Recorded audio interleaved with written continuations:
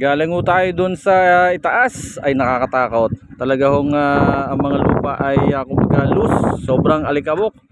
Pababa ay dito na ho ngayon ang tulay ho papunta ng kabilang ilog. Samentado na, tapos actually nakakadaan na siya.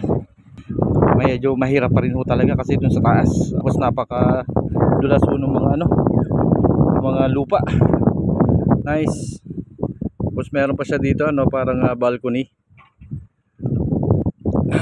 Ayan ho ang update natin para sa tulay dito sa papunta ng kabilang ilog. At yung tulay, yung gilid, meron pa mga balustre.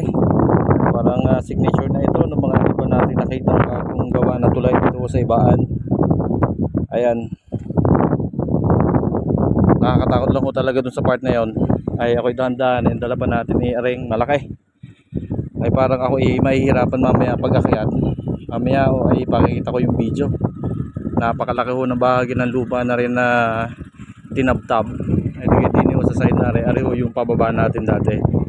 So ngayon, ito na ho.